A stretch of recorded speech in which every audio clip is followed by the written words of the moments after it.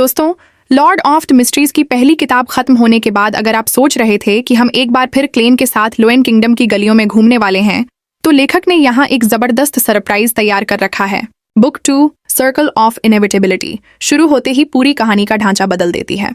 न लोएन किंगडम, न वही पुराने किरदार और न ही वही पुराना माहौल।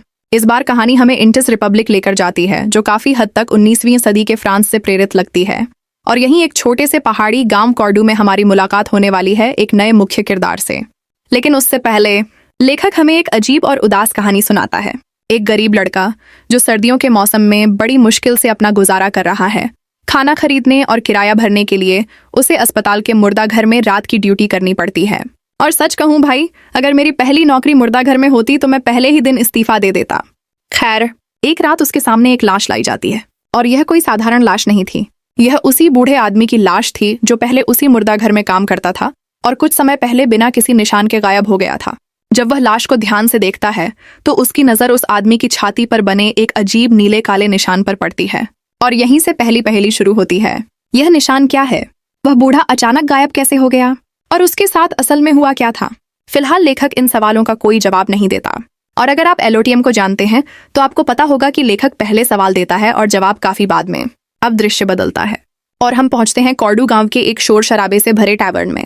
यहाँ एक लंबा, आकर्षक और नीली आंखों वाला लड़का गांव वालों को बिल्कुल वही कहानी सुना रहा है जो हमने अब भी सुनी थी। और इस लड़के का नाम है लूमियन ली। पहली नजर में यह लड़का नायक कम और गांव का सबसे बड़ा शरारती ज्यादा लगता है। ये लोगों के साथ मजाक करता है, शराब पीता है और कहानियां सुनाकर लोगों से मुफ्त पेय भी हासिल कर लेता है। मतलब भाई ने लोगों को बातों में उलझाने की कला को ही अपना पेशा बना लिया है। गांव वाले इसकी इन आदतों के आदी हो चुके हैं। लेकिन आज टैवर्न में कुछ लोग ऐसे भी बैठे हैं जो यहाँ के बिल्कुल नहीं लगते। 3 अजीब और बेहद सजे धजे लोग, ऐसे कपड़े पहने हुए जैसे सीधे किसी बड़े शहर से आए हों। पहला है रयान, दूसरा है वैलेंटाइन और तीसरी है लिया। और सच कहूं तो लिया की एंट्री काफी रहस्य भरी लगती है। उसके कपड़ों और जूतों से छोटी छोटी चांदी की घंटियां लटक रही हैं जो चलते समय हल्की हल्की आवाज करती हैं। और एलोटियम में अगर किसी किरदार का पहली बार इतना विस्तार से वर्णन किया जा रहा हो तो समझ जाइए कि लेखक कुछ बड़ा करने की तैयारी कर रहा है। लूमियन आराम से इन लोगों के पास जाकर बैठ जाता है। रयान उसकी कहानी से प्रभावित होकर उसके लिए एब्सिंथ मंगवाता है। और यही लूमियन एक ऐसा जिक्र करता है जिसे सुनकर पहली किताब के पाठक जरूर मुस्कुरा देंगे। वह कहता है, मैं समुद्री डाकुओं के एडमिरलों और राजाओं से टकरा जाऊंगा, लेकिन फ्रैंकली नाम के आदमी से नहीं। और पहली किताब के पाठकों को अब समझ आ गया होगा कि यह बात इतनी मजेदार क्यों है, क्योंकि फ्रैंकली सच में किसी बुरे सपने से कम नहीं था। अब धीरे धीरे असली बात सामने आती है। ये तीनों बाहरी लोग असल में लूमियन से मिलने नहीं आए थे। वे उसकी बड़ी बहन और ढूंढ रहे थे, जो गांव में रहने वाली एक काफी मशहूर लेखिका है।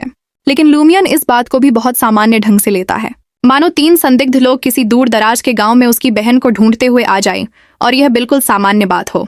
और अध्याय के अंत में जब वह अपने हरे रंग के पेय का एक घूंट लेता है, तब हमें लगने लगता है कि शायद इस गांव का सबसे खतरनाक इंसान वे रहस्यमय बाहरी लोग नहीं, बल्कि खुद लूमियन ली हो सकता है। और दोस्तों, मुझे महसूस हो रहा है कि यह अध्याय जितना सरल दिखाई देता है, असल में उतना है बिल्कुल नहीं।